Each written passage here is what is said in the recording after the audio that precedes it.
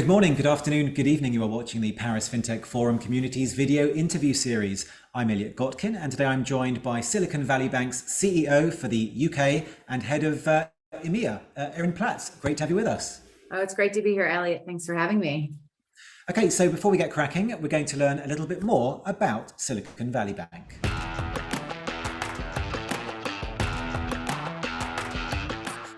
So, Erin, you're a bank, that much is clear, but how much do you differ from other lenders? What's the SVB difference? Absolutely. So I think the biggest difference around Silicon Valley Bank versus other banks, whether that be in the UK or really globally, is our core focus on two sectors: innovation and sources of capital, mainly venture capital and private equity that invest in innovation and outside of it. So we work with everything from really early stage startups, scale ups, venture backed, private equity backed, late stage public and private corporates that are exclusively fast growth innovation businesses. That could be healthcare, life sciences, fintech, of course, enterprise software, climate tech, consumer, and that's all that we do. And so we've set our teams, our products and our services to cater to these founders that have a lot of the time similar needs, requirements as they scale. So the other part is, of course, the venture capital and private equity arm, where we are banking and lending to these funds. And so putting these two parts of our business together is something that really does differentiate ourselves as well. So bottom line, if I had a widget factory and I wanted to open an account with you, you'd say no. We would, exactly. We're not for everyone, but for those companies that are innovation, we are exclusively catering for companies like yours. Okay, so look, so when tech valuations plunged, we saw Silicon Valley Bank, which is publicly traded, take a much bigger hit than other non-tech focused banks. Given your exposure to tech companies and their investors, is it right for investors to be a little bit more wary about Silicon Valley Bank, given the current situation in the economy? So you're exactly right. We got hit pretty hard from a valuation perspective, just like the tech companies that are also on the public markets. What I would say is, if you take a step back and you look at Silicon Valley Bank, Q2 earnings are the recent disclosures. We're really healthy from a capital, liquidity, credit quality. So we're in a very, very strong and stable position. And I'd offer that innovation from I think a short, medium, and long-term perspective is really the place to be, right? Innovation is no longer a vertical subsector. It's really a horizontal category that's changing the way really every industry operates and works. And we sit at the heart of that. So there is absolutely these macro pressures, complexity, ambiguity in certain environment that we need to navigate. Definitely hit our share price, just like a lot of other innovation focused businesses, but the fundamentals are strong. And I think we've got the right strategy and we're very much in the right subsector. And I suppose, would you also argue perhaps that, falling valuations mean there are more opportunities for the VC side of things, and at the same time as maybe other existing VCs or startups don't want to do down rounds, maybe they'll take on more debt financing from SVB, so that might actually mean more business. So in that sense, you're a bit diversified in the tech sphere. Yeah, there's a lot in that question, right? There's the demand for debt is higher than it's ever been before, right? So as companies, you're rightly alluding to, are exercising caution. They're looking at extending runway. They're thinking about not raising that down or flat round if they don't have to. Using debt to provide additional runway in those circumstances is something we've seen a lot of. On the other hand, we've got a cohort of clients that have raised hundreds of millions of dollars that are sat on the balance sheet that have probably wanted to be acquisitive over the last few years, and the valuations were too high. Those valuations are coming down. So there's now, I think, more opportunity for consolidation. So we're also seeing demand on the acquisition M&A front. So I think those two things work really well for our model in terms of having a really healthy balance sheet that we do want to deploy proactively to help our clients. But on the flip side, not every company is going to be successful, right? 2020 and 2021 were outlier years, right? And that's not just for the UK and Europe, but globally in terms of venture capital investment. And not every company is going to be able to navigate through what is this tightening equity market and environment. That's not necessarily an unhealthy recalibration. That recycling of talent and capital back into the ecosystem is, again, it's not necessarily a bad thing if there's that still healthy level of activity underlying. Okay, so we've heard about SVB. Let's now get to know Erin a little bit better.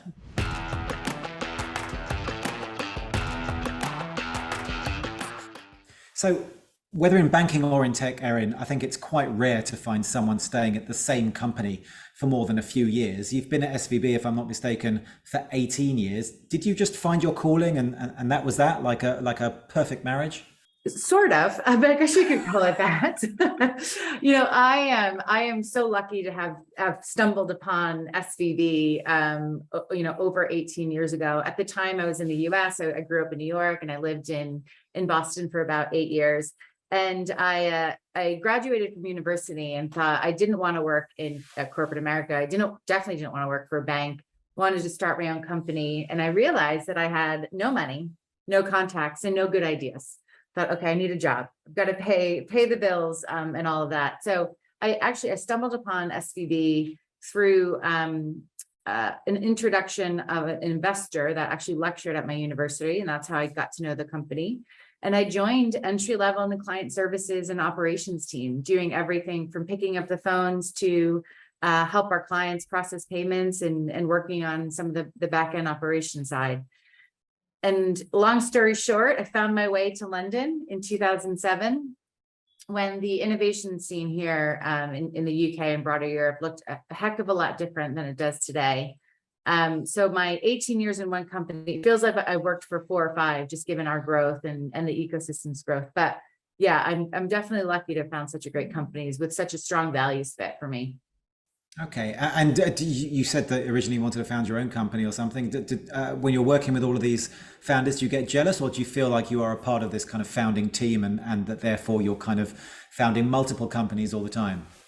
My team laughs because the best part of the job is meeting and helping our founders and getting to live vicariously through them. Though we've been on a pretty exciting growth journey here at SVB. We went from 4 people when I joined to almost 700. So I feel like I've got my ability to be entrepreneurial here with Silicon Valley Bank and get to live vicariously through our clients as well. So for me, it's that perfect match. But what they do is really, really difficult. So we try to help any way we can. Okay, and the eagle-eyed listeners among our viewers will have noticed that you've got a bit of an American accent there, but you are based in the UK. I'm wondering, being an American based in Britain for so many years, what's the best and worst thing about being on the right-hand side of the pond? Yeah, this is home. I absolutely love living in the UK and being able to spend time traveling around the UK and broader Europe. I still haven't driven a car though in over 15 years here. So I think I haven't got my head around the roundabouts, that's for sure. Wow, or driving on the left-hand side of the road, the correct side of the road, as I would say. Okay, well, there's something to add to your wish list. All right, so look, a key part of this interview, Erin, is to get your take on the future of finance. But first, we're going to take a very quick break, after which we're going to continue our conversation with Silicon Valley Bank's CEO for the UK and head of EMEA, Erin Platts.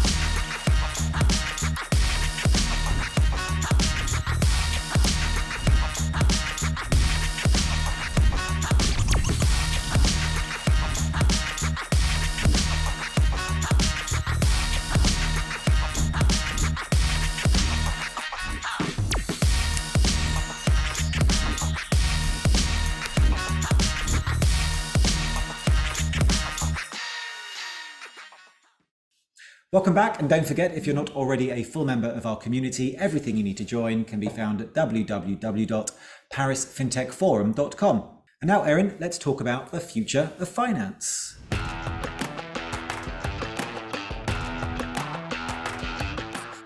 So look, at SVB, you see what investors are doing, what their LPs are doing, and what the startups themselves are doing. So you're almost uniquely positioned to share with us what's going on and perhaps your thoughts on what happens next in the fintech and startup ecosystem, at least perhaps from a macro perspective.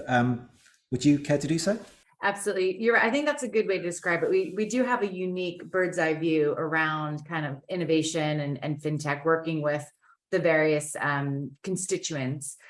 And what I would say is it's obviously a fast moving, ambiguous market, right? From 2020 to 2021 to 2022, a lot has changed. The velocity of rounds, valuations, investor appetite, public markets we've touched on, are pretty brutal at the moment. But the good news is that venture funding is flowing, and it's flowing pretty strongly, in particular in the fintech industry. So if you look at the UK, at least through the first 8 months of the year, while we're down on 2021, we're actually up on 2020, right? If you strip out that outlier year, there's good investment flowing into the ecosystem. And if you look at Q2, at least from a fintech side, we're up, right? So fintech has been able to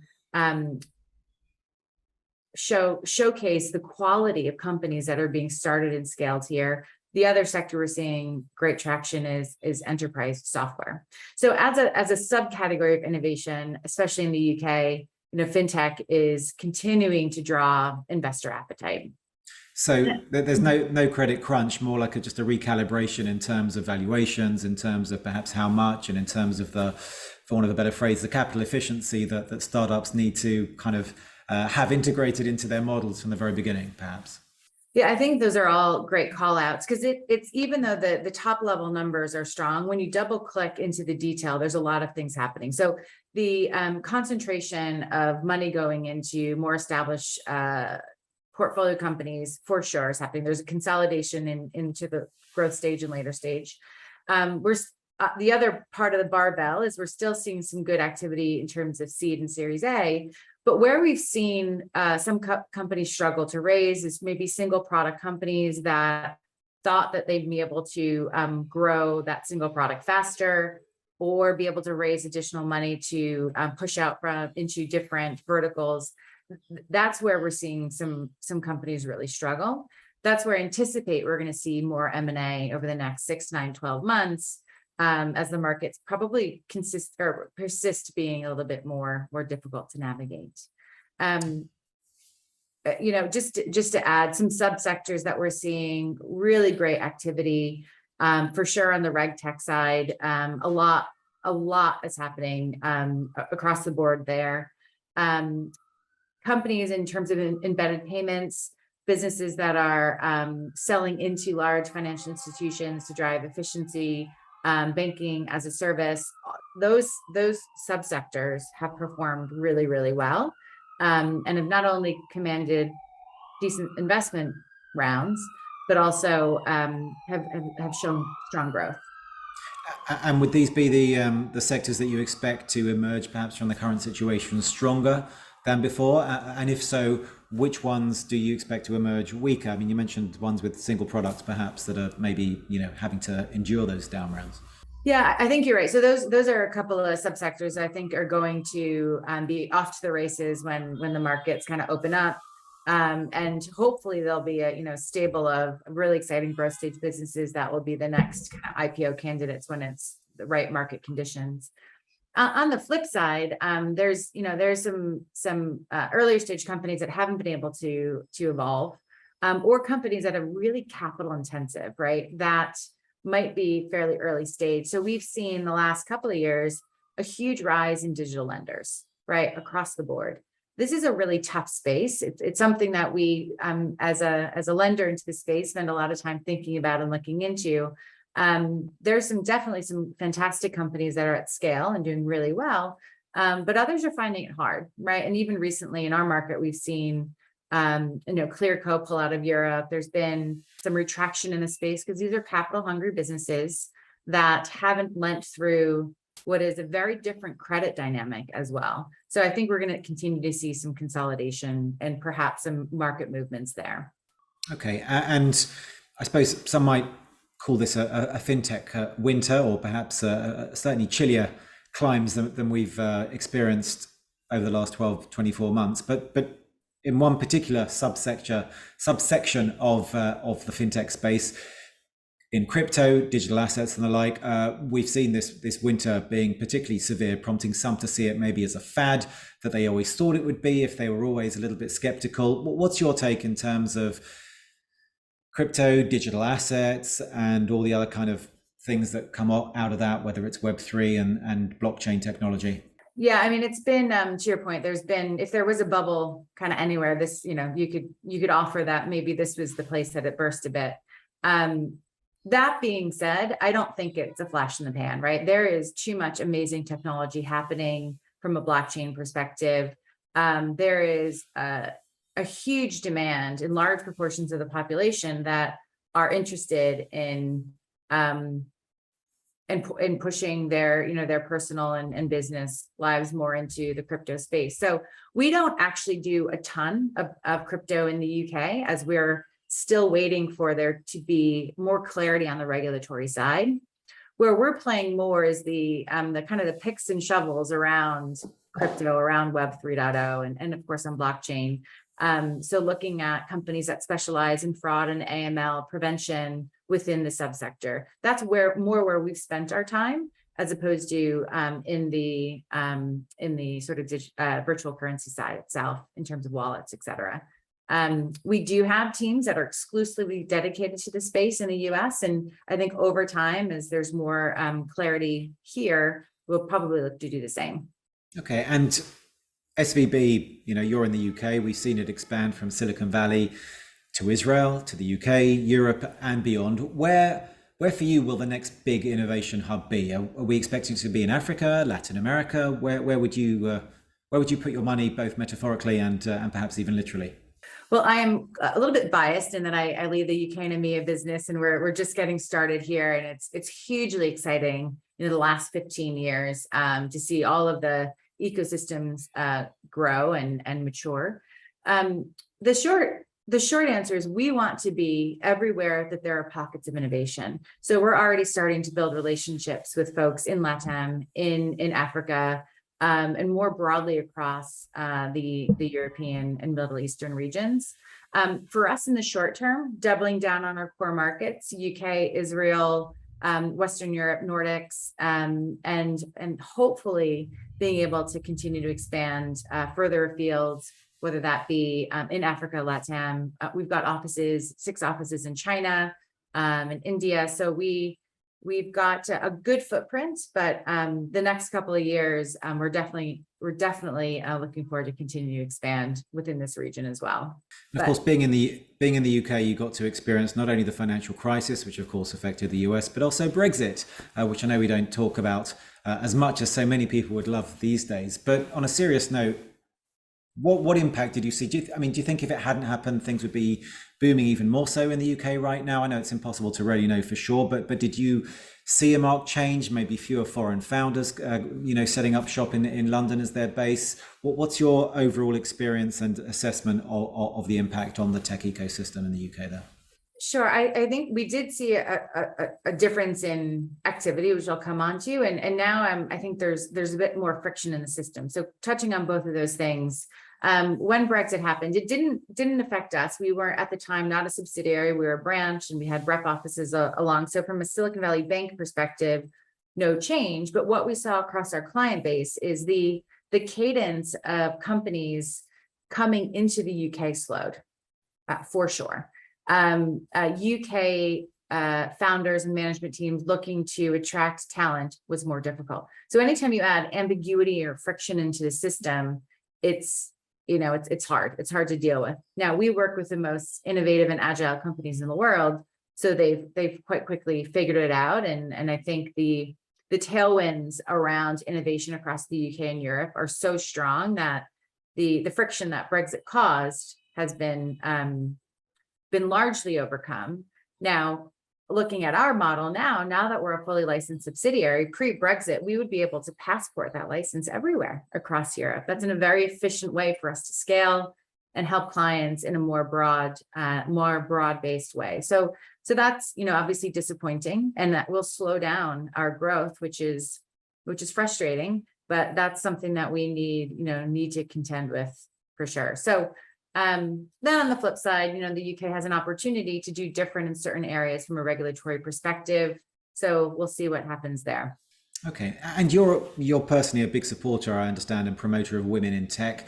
Describe to me the biggest challenges that you've seen during your 18 years at SVB, not necessarily within SVB, but in finance, and what more needs to be done for you to say, if not job done, then job more done than before. Yeah, I mean, I've had a probably unique perspective in that SVB sits at the nexus of financial services and innovation technology, neither of which have been overly diverse sectors, right, over the years. And I've been so fortunate in terms of my journey within SVB and outside of it to have been able to go from, client services to the CEO of the UK business in 18 years. I think the biggest challenges have just been around building that network, having, being the only one sometimes, maybe at least 10 years ago in some of the rooms. But this is I think a topic where the discussion around what we need to do as an industry has evolved quickly and positively. Now we've got more data than we've ever had before. Now we haven't actually moved the needle in terms of ensuring that more capital flows into overlooked founders, that we have more underrepresented groups as check writers. And so going back to your question of what would need to change, frankly, the numbers, that's how else are we going to measure it? I think the conversations are the right ones, but we need to get more money into overlooked founders. And that will create so much opportunity and success. And to do that, it's going to take, the whole community, the whole ecosystem, and a real dedication to change. Okay. So look, Erin, it's time now for our round of rapid fire questions. Are you ready? I think so.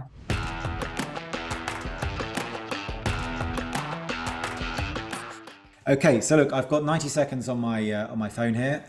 We are going to get through as many of these as we can. One word answers is all I'm after, and I'll start the clock, and when my buzzer goes off, we'll end it. So away we go.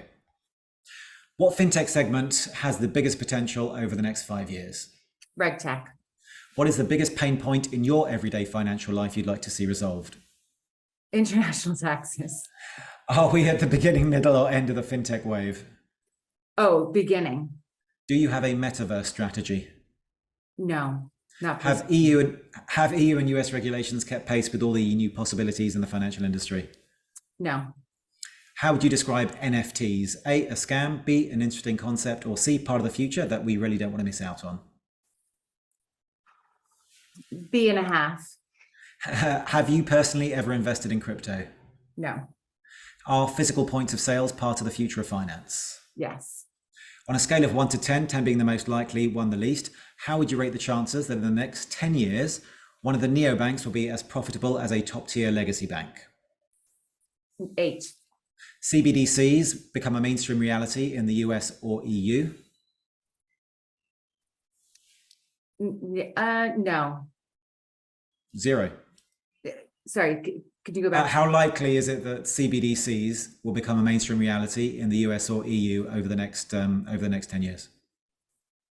Fairly likely, I guess. So, I don't know if you're looking for more. All right, we'll give it 6 out of 10. Okay. Oh, sorry. That you'll be able to open a crypto account at a top-tier bank. Oh, 10. SWIFT will still be the main tool for transferring money around the world. 6. Okay, we've run out of time, Erin, both for that section, I'm afraid, and for our conversation. So I really just want to thank you, Erin Platts, Silicon Valley Bank CEO for the UK and head of EMEA, for joining me today. Thank you so much. Thanks, Elliott. It's been a pleasure. Okay, and for those watching, we will be back again next week with another big name from the world of finance and technology. We do hope you'll be able to join us again then. In the meantime, don't forget to subscribe to the Paris Fintech Forum YouTube channel and to follow us on Twitter at Paris Fin Forum. Hope to see you next time. Bye-bye.